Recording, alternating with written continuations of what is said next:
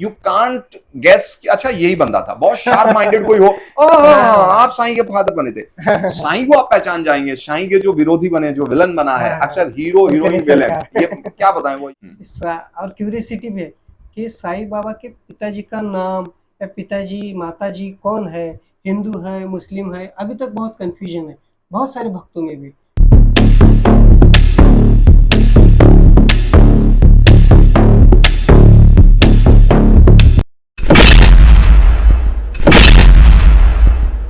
बताइए मेरे सही शो कैसे मिला, किससे मिला, मतलब किसका कॉल आया प्रोडक्शन से? ठीक है, वो एक लाइन अभी शुरू नहीं हुई है। देखिए सुधाकर जी को मालूम है कि मेरे पास लाइनें बहुत है, मैं बहुत अच्छा ऑरेटर हूँ, और कुछ भी इतना भी पूछ रहे हैं मैं इतना बता रहा हूँ। तो इन्होंने आखिर इनको आना पड़ा कि एक लाइन में बताइए। क्योंकि पिछली बार जब उन्होंने ऐसा प्रश्न पूछा तो प्रस्तावना ही लंबी हो गई। अब कैमरा एंगल चेंज हुआ है तो मुझे एक लाइन में बताना है।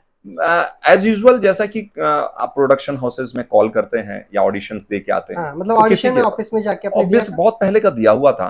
और 10वीं क्रिएशन जिनका ये शो है, महीनों के बाद, आपको सालों के बाद, अरे बाप रे, महीनों के बाद नहीं साहब, सालों के बाद इनके यहाँ यही एक शो विशेष रूप से चलता था, एक मराठी शो चलता था। तो आते जाते हम देखे आए तो अचानक एक दिन एक कॉल आई, बोले कि सर ऐसा ऐसा ऐसा है, और ऐसा है तो बजट कुछ खास नहीं, चीजें हैं, शो है सर।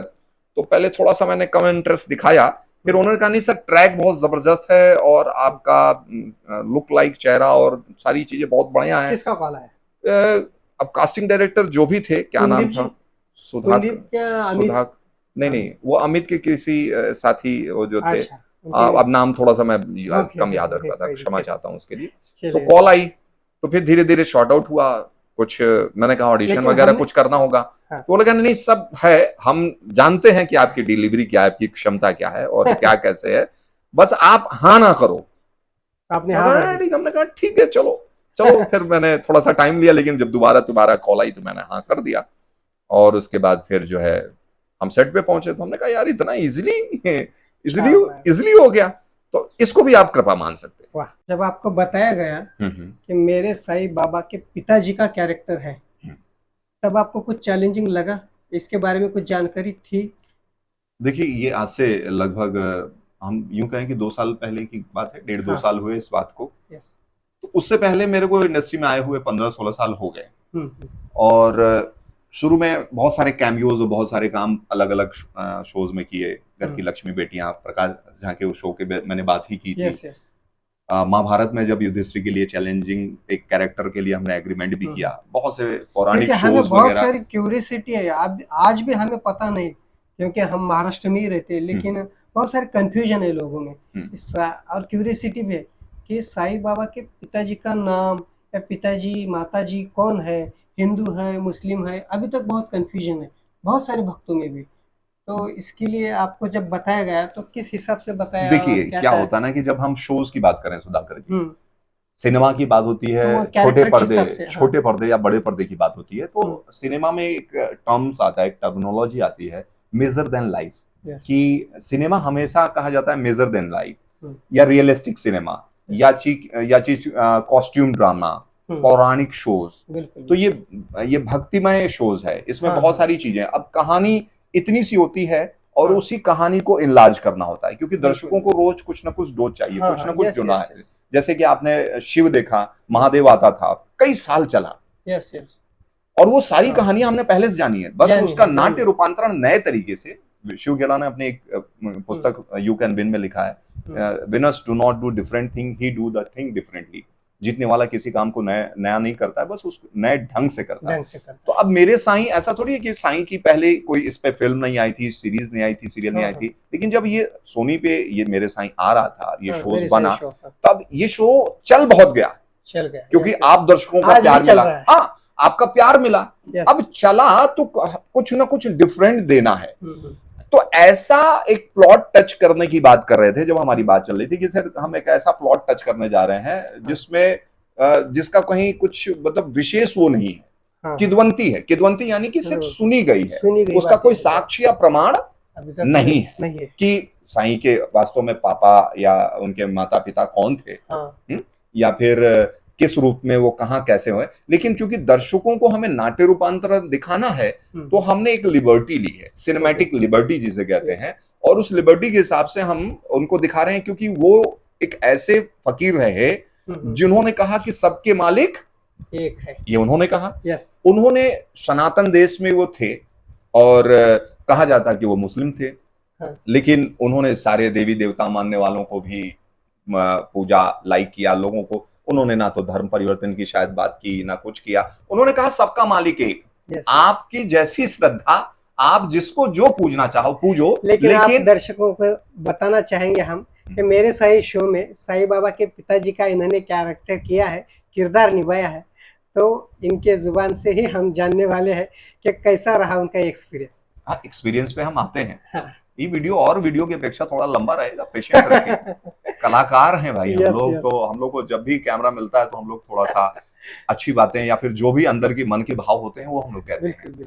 तो जब बिराजदार जी जब हमको ये चीज मिली तो हमने उनसे बकायदा जैसे डिटेल में बात हुई कि सर हम लोग रखेंगे, अगर कोई ऑब्जेक्शन नहीं आ गया तो हम थोड़ा सा और सिनेमैटिक लिबर्टी लेकर के शूट करेंगे और कुछ और लीलाएं दिखाएंगे कि भाई ये लीला पुरुष थे और इन्होंने बचपन से ही लीलाएं दिखानी शुरू की, और कहीं कुछ ऑब्जेक्शन आ गया तो हम इसे स्वीट एंड शॉर्ट मोड में थोड़े से में निपटा देंगे।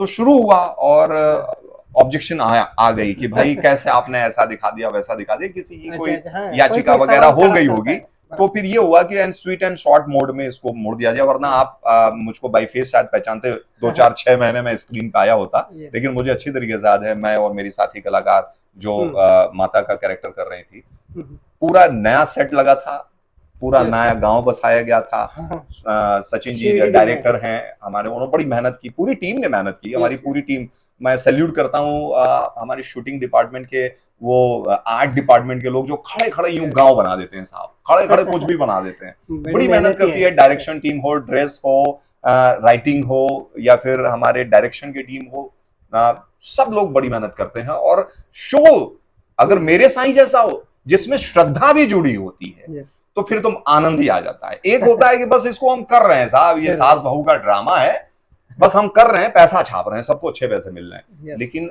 मेरे साईं शो की विशेषता ये रही कि इसमें जो करने वाले लोग थे, चाहे वो डायरेक्टर हो, प्रोड्यूसर हो, चाहे कलाकार हो, सबकी साईं के प्रति, हाँ साईं के प्रति श्रद्धा। और जब आप कोई ऐसी चीज करते हैं जिसके प्रति आपकी श्रद्धा हो, निष्ठा हो, विश्वास हो, तो आप विश्वास मानिए बिरदार साहब, उसकी एक अलग ही आनंद कहानी बनती है, उसकी कहानी अलग होती है।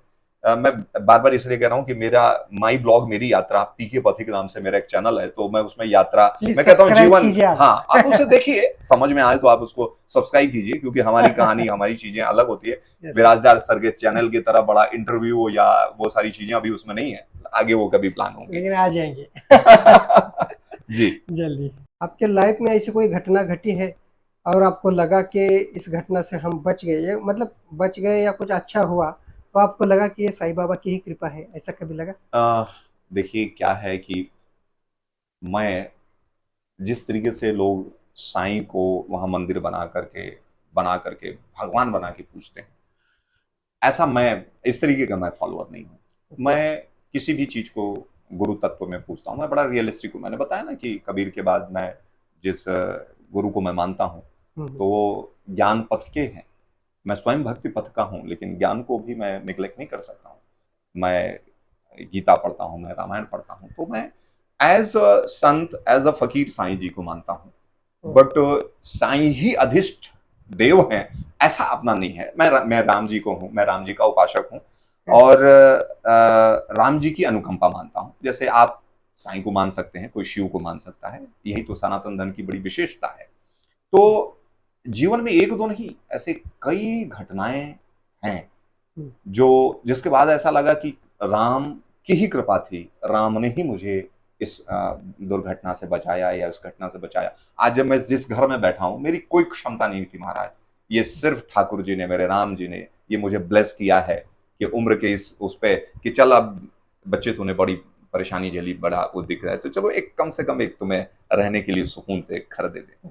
एक बार मैं ऐसे जा रहा था अपनी कार लेके, मैं होम टाउन में था, तो पिताजी की गाड़ी लेके मैं निकला और एक अचानक मैं मतलब गलत रैंप पे उतर गया अभी मैं सोच ही रहा था कि यार ये क्या है, कैसे है, तब तक एक उल्टी दिशा से एक बाइक वाला आके मेरी गाड़ी से टकरा गया एंड आई वाज सरप्राइज।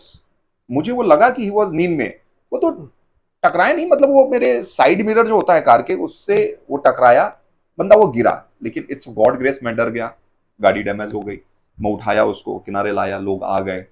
और होता है ना कि कभी भी आप बड़ी गाड़ी और छोटी गाड़ियों में टक्कर हो तो लोग बड़ी गाड़ी वाले को गालियां देते हैं या मारने पीटने को उतार हो जाते हैं, दोष उसका ही देते हैं। मैंने उस दिन बड़ी राम जी की कृपा देखी, किसी ने एक अपशब्द नहीं कहा, किसी ने दोष नहीं दिया, किसी ने कुछ नहीं किया। मैं अंदर से भयभीत था, लेकिन जो मेरे जो कर्तव्य थे, मैं इस साधना पथ में हूँ, योग पथ में हूँ, तो मैं मानव हूँ, मानव होने के नाते मेरा मानवता का धर्म है कि सिर्फ मानव ही नहीं, दुनिया का कोई भी जीव जंतु हो, उनके प्रति हमें आपको अच्छा रहना है, उनके प्रति हमारा। तो अब वो तो मानव ही था और अचानक उसमें मेरी भी त्रुटि थी, गलती थी, मैं वहां था, अचानक वो आके टकरा गया। तो हम लोग कहते हैं कि भाई लोग छोड़ के डर के भाग जाते हैं, लेकिन वहां पर साहस आया, मैंने पानी निकाला, छिड़का, वो होश में आया, हेलमेट पहना था। तब मुझे पता चला कि भाई हेलमेट या फिर जो प्रिकॉशंस होते हैं जो सरकार द्वारा होता है, हर लोग उसकी धज्जियां उड़ा देते हैं, हेलमेट टांग करके बाइक चल रहा है, पुलिस वाला दिखा दो, हमने जबरदस्ती हेलमेट पहन लिया। सर मैं बताना चाहूंगा कि वो जो एक्सीडेंट था, अगर उसमें हेलमेट नहीं होता तो उस व्यक्ति के साथ कोई भी दुर्घटना हो सकती थी। हेलमेट ने बचाया, तो हेलमेट ने बचाया, मुझको राम जी ने बचाया। यस क्योंकि अगर कोई दुर्घटना हो जाती बाय चांस, तो फिर आज शायद मैं इस तरीके का इंटरव्यू नहीं दे पा रहा हूँ आपके सामने। तो ये घटनाएं सबके साथ होती हैं। आपने साई सचित्र पढ़ा है? नहीं, ऐसा में आया है? नहीं, ऐसा मैंने पढ़ा नहीं।